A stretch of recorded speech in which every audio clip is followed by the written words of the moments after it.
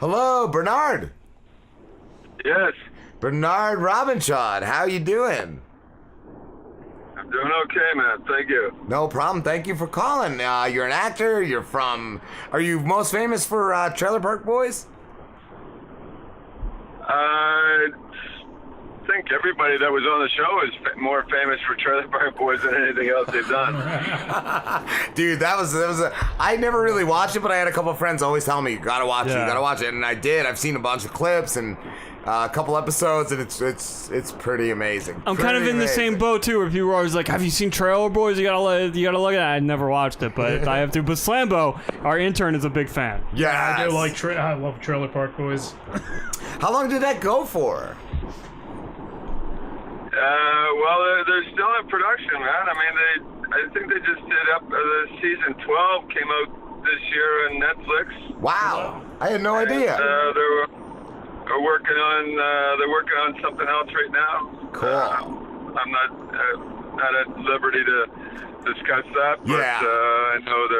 I know they're working on stuff. So Nice. Is it stuff that you're involved in? It's a viable franchise, man. They'll kudos to them for being able to make it work as long as it has. Yeah. Especially from the TV point of view. I mean, Yeah. when you look at the TV and/or Netflix and its syndication, really it rivals, MASH and Seinfeld for sure. Yeah. I'd hazard to guess that it's lasted longer than both of those series. Wow, that's awesome. That's awesome. And do you enjoy the role that you do for it? Yeah, I've enjoyed every role that I've played. I just that this one kind of put everybody on the map. Yes. I don't know that you go into any role thinking that this role is the one that's going to put you on the map. You just work and if you get lucky, you get lucky, and I think that's kind of how it works for a lot of people.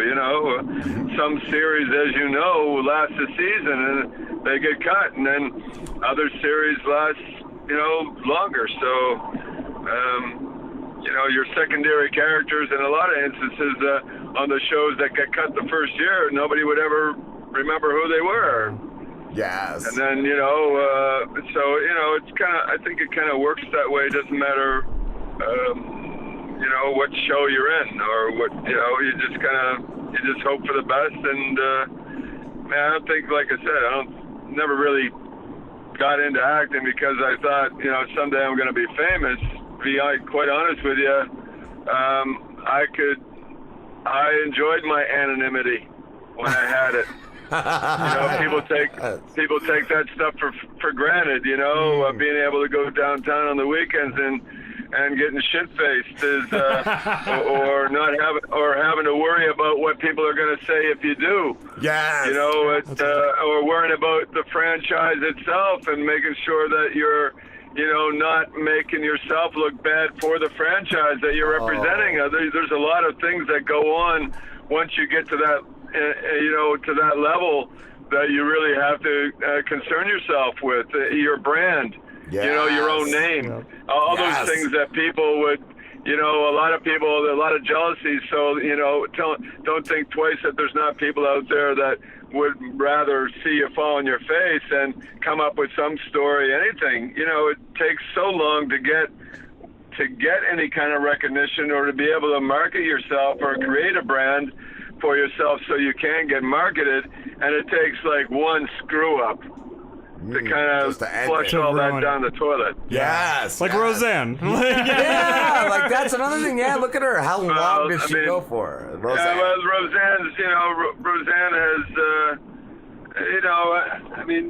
has been popular because of, what she's done in the past. I think, what's happened recently is too bad considering considering the popularity of the show and its re-release. So it's kind of a sad thing. I realized that she went back and apologized for for that. But once it's said, sometimes it's just regardless of the apology, it's it can be too late, right? Yeah, So, you can't take it back. You can't. Can't put the genie back in the bottle. Yeah. But I find it really interesting that you're bringing up kind of this idea of like being famous is hard, and like I listened to an interview. I don't know if you know who the Rubber Bandits are. Yes. That's what I thought of when you mentioned that. They're like the Irish band that they wear bags on their head, and I listened to an interview with one of the guys, and he was like, why do I wear, like somebody asked him, like, why do you wear a bag on your head? And he's like, I wear a bag on my head because just the other day, I was able to go to a bar, get wasted, and then on my way home, I was able to step out of the car and puke on the side of the road, and nobody knew who the fuck I was. Yeah. And he's like, that's why I wear a bag on my head. As soon as you said that, Bernard, that made me think of that, because Slim's mentioned that before to me, and I'm like, yeah, that's pretty awesome. Yeah. Yeah, no, I can dig that sort of thing, man. Yeah. The other thing is that you've always got to watch, somebody having your back when you go out. It doesn't matter where I go now. If I go to a bar, if my management isn't calling ahead, or somebody I know that's representing me, or wherever I'm traveling is calling ahead to make sure that somebody's there to keep an eye on me. Because it wouldn't be the first time I've had somebody, punch me in the head because they didn't like my character because I treated the boys badly, or somebody throw a bottle at me. Wow. Just because of that. It's happened. So I can't really take. You can't take chances anymore. It's kind of a drag, It makes you feel sometimes that you got to have your back up against the wall and watch everything that's coming at you, which is kind of sad because, I realized the show's popularity was based on mockumentary kind of styling and reality based in a sense. But, when it comes down to the crunch, I mean, I'm just really playing a bit of a dick on TV. I'm not actually one out in public. Yes. At least I try not to be. Yeah. So what you're saying is people actually mistake you to be your character. They think that's really you. Yeah, like that's... Yeah, wow. no, for sure they do. Yeah, they have many times. Yeah, there's a lot of people that, when the show first started, didn't know that it wasn't real. Wow. So, oh my God. I've had to deal with that a lot. And, from time to time, it's funny, it still kind of happens. Yeah. Not sure why. Could be just, not knowing, not watching enough TV, maybe. Could be, reality-based, kind of throw them off. First time I saw the show, maybe it's an IQ level. I don't know. I think a lot of it's IQ level. I think so, yes. I agree with that. So this brings me to a very important question here. It's really silly, but I just thought of this. So if you could go back in time to the time where you signed up to this show, would you tell yourself, hey, go through with this, buddy, this is going to be amazing, or would you say you have to not do this? Don't take this, yeah. Oh, no, I would never do that. It wouldn't matter what role it was, man. I've never turned down a role. That's, So you don't... I would never do that. You don't regret it. I think I'm pretty blessed to have trained in the theater and to have be able to work in the business that I trained in. Yes. And to be working. I don't, it wouldn't matter what job I was in. There's always going to be, trials and tribulations, and no matter what you do. I don't think that I could stop doing what I was doing just because there was the off chance that I was going to run into somebody that didn't really have, wasn't thinking straight, or, didn't have two clues to rub together, or whatever, whatever the case might be, or maybe they just don't like me as a person without actually knowing me. There's a thousand different reasons, I'm sure, but I would never do that to just be, if I knew it, as like I knew psychically that there was Oh God, yeah, I don't know, man. There's that one time where that chick's gonna throw that bottle in. I gotta remember to duck. I was gonna ask too, Bernard. You started as a model, correct? In just working. Yeah, I started off doing modeling. Right up till the time I was about 23, I guess. What made you decide to start acting? Kind of a fluky thing. I guess I was sent to Toronto as a model, and the agency that I wanted to work with, the agent thought I should be an actor. Wow. And had I ever thought of it, and I said no. I actually said that, I think me and 35 million people in the state of California probably all thought about it, but, I don't know that I'm cut out for that. But, she was adamant that, after my conversation with her for an hour that, I was missing my calling somehow. Wow. And it wasn't really until I started getting myself into trouble on weekends. This is prior to becoming somewhat famous or whatever people consider me. When I didn't really care what the outcome was after I've had too much to drink. And I remember hurting somebody one evening badly enough that it scared the shit out of me. You can bleep the shit part out if you need to. We don't.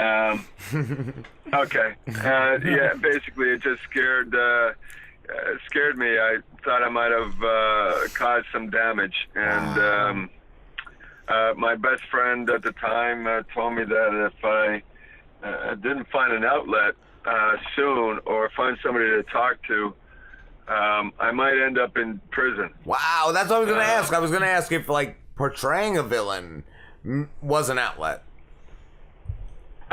No, it wasn't about that at all. I grew up in a tar paper shack kind of neighborhood. So, there were a lot of people that I grew up around that were, shady characters. Yes. Fortunately, I was an athlete, so regardless of whether or not I knew those guys, I didn't really hang out with them. And it's kind of like, I kind of look at it like, the thing that separated me from those guys was the chain link fence that I was shooting hoops or playing ball hockey in, and they were on the outside of that chain link fence, stealing car stereos. Yes. It wasn't that I didn't know them. Yes. I just didn't hang out with them. Just didn't do that. They respect me to some degree. I guess they probably respected me to some degree because I just kept minding my own business. Yes. People do what they have to do in life in order to make things work, and that sort of a situation. I knew lots of guys that probably felt like their back was up against the wall, and that was an easy way to kind of make money. Or the only way, yes. Or the only way, and it's a sad kind of thing, but I think in many ways that's kind of how it starts, right? You're backed into a corner and you feel like that's your only way out. Absolutely. I could either work at McDonald's for minimum wage, or I could sell drugs or do whatever for a good amount of money. And I think that's a choice, right? Obviously. Yeah. So, and those were, I think, when you come from maybe some of those neighborhoods, and you, depending on who you're hanging out with, one choice is easier to make than maybe another one. Yes. I was lucky to be athletically inclined and playing competitive sports. So all my buddies, I had lots of friends that weren't living in my neighborhood. I remember getting lots of hand-me-downs when it came to hockey gear. Not so much with basketball because I just needed a pair of sneakers and a ball, but when it came to hockey gear, it was expensive. It was too expensive for my parents to be able to afford, and I was lucky enough to have friends that were step above me in the game, and we're getting gear for free. So when they were done with it, I'd get it. So lucky, just fortunate in that regard. Yeah. That's fortunate. Yes, definitely. That's the perfect word for it. Fortunate. I was gonna ask you too. Yeah.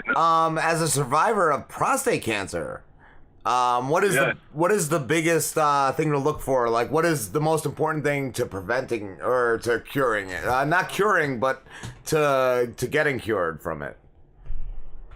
Yeah, I never had any symptoms. So from what I've heard, or from what I've read, generally speaking, once you start feeling symptoms, if you're younger, like in my case, that's usually a sign that it might be too late. Wow. Yes. So that's why I urge guys to go get tested, because the only way to really find out, to be sure, is to get a PSA test, which is just a blood test, and they can determine whether or not there's anything going on there. So that was how I found out, and that was by fluke. Wow. My wife now, because I get paid for my physicality on screen, I work out a lot. I eat well. And they tell you that they think that, working out and eating well prevents prostate cancer. I can tell you that didn't do anything. Didn't make a difference. Wow. Otherwise, I wouldn't have it. Yeah. So you were doing all that before you were diagnosed with prostate. It may slow it down, but I'm not sure it prevents it. That's for sure. Wow. So regardless of whether or not you're an athlete and you're eating well and all that kind of stuff, I would highly recommend that everybody over starting at the age of 40 get a test. I was tested about a year ago prior to finding out I had it, and I was clear. So that's how fast it came on for me. Wow. The only reason I found out is because I went, instead of over 40, you don't produce the same amount of testosterone that you used to. It starts to diminish every year. Yes. So to take it orally or by a patch is one way to do it, and sometimes that doesn't always work as well, because it's got to go through your liver, and so just like taking like an anabolic steroid or something, but take testosterone to replenish the stuff that you're not producing. It's not really the same thing. But you can take a pill called DHEA, which really supplements your own hormones. It basically allows your body to produce testosterone that you would naturally do. Okay. Yes. So I went to a naturopath. Wow. Filled out a bunch of papers, and I was healthy as a horse, and I was 210 pounds when I started taking DHEA. Cool. And working out all the time, and I was on the DHEA. She gave me the prescription. I was on it for 2 weeks, and then she called me up and she said she canceled the prescription, and that my PSA levels were 7.5. I didn't even know what she was talking about. Yeah, I was gonna say. She gave me. No, didn't have a clue. See, I didn't know what even the PSA test was. She said I needed to talk to a urologist. I said, oh, okay. I said, well, when can I start taking the DHEA again? And she goes, well, I don't think you can. I said, what? I said, I don't get that. She goes, oh, I think you need to talk to a urologist or your doctor. So I knew a urologist. I play golf with him. I called him up. He was on the golf course. That's amazing. And I went to this PSA test. I just had a 7.5. He said, oh, man, don't worry about that. Call me on Monday. I said, oh, okay. I never thought I figured there was no big deal. You know what I mean? Like, okay, well, no big deal. Like, whatever. I play golf with this guy. He said, call me on Monday. Yeah, I called him good. Yeah, I called him up on Monday, and we went through the whole, we checked out all my organs, with a CAT scans and did the bladder test and everything was fine. And he did, he said that, and now I'm going to take some biopsies. So he took 12 biopsies of my prostate, and they came back, and 7 of the 12 were positive. Congrats, dude. That is awesome. So you don't really know, and the problem with that is that, there's a high probability that you're going to survive. The problem is that you don't know whether or not the cancer has gotten outside of the prostate and is in your lymph nodes. So yes, even if you agree to have a radical prostatectomy, they're going to put you on the table and operate. And if they bring in a pathologist right away, and if they check the lymph nodes that they're taking out of your system, if they got cancer in them, they're going to sew you back up, leave the prostate there, and tell you we have to go another route. So you don't really know any of this. The prostate, they're going to take the lymphs, and if the lymphs are okay, that's great. But they're still going to take tissue, because there's no guarantee that it didn't get out, didn't go to the lymphs, it didn't get into the tissue somehow. So you're basically glad that they've gotten the prostate out. Yes. But you don't really know for about another 4 to 6 weeks before the tests come back on the tissue that was surrounded. So, you're still. Yeah. You're dealing with that whole thing hanging over your head that you've got cancer from the time that they tell you that you got cancer, right through till you don't know whether or not they're going to be able to take the prostate out or leave it there, and whether or not you're still going to have it because it's in the tissue after they've removed it. So it's a little bit rough, and that was the middle of September, middle of. About the 1st of October, I guess I found out for sure. So 1st of October right through to the middle of January, where you're kind of like wondering. Yeah. Oh. And at that point, you're gonna, at that point, you're changing your diet, you're trying to think differently and all that kind of stuff, And yeah. I went from 210 pounds to 184. Yeah. That's the difference. Just from changing my diet, and of course there's that whole time where you're sick. So, I'm back up to 205. So awesome. Feeling pretty good, but so that was basically it. Then you still got a bunch of stuff to deal with after it all, you're still recuperating after that. It probably could take up to 3 years before everything works again. Wow. So my question is then, you talked about how, like, if you're over 40, you got to get tested. Like, how often should a guy over 40 get tested? Once a year. Once a year, you think? Okay. Cool. Yeah, it's just a blood test. They don't have to go in for anything other than that. But, you go in once a year, it's a marker. Like 4 is normal. 4 on a PSA test is normal. It's normal. And sometimes 4.5 and 5 it can be normal. But, at 4.5 and 5, I'm not a urologist, a doctor, but they probably, hold off first. They, probably wait and see what happens. They probably wouldn't do anything right away on that. I would think that they would wait till it got up to about, a 7 or 7.5 like mine was, because now you're pushing the envelope at 7.5. You know what I mean? Like, it gets 7, but at 7.5, there's a good chance, or 7, there's a good chance that, they go in and take biopsies. There's something there. Wow. Bernard, we're getting close. Oh, I'm sorry, dude. I'm sorry. No, it's okay. I didn't know I cut you off. I was going to say we're getting close to having to wrap this up, but I was going to ask if there's any upcoming projects that you could talk about that you have. Oh, yeah, well, I can tell you that I'm doing something with Trailer Park Boys again, but I can't. I'm not gonna. Obviously, I'm playing Cyrus. Okay. I'm not gonna get into what anything around what we're doing with that. Yes. Out of curiosity, I'm gonna cut you off there though. So like, has that character disappeared from the show? No, I don't think it ever disappeared from the show. He was just in jail. Oh, okay. See, I didn't know that. Okay. So you're returning as Cyrus. I'm working with the boys again. Cool.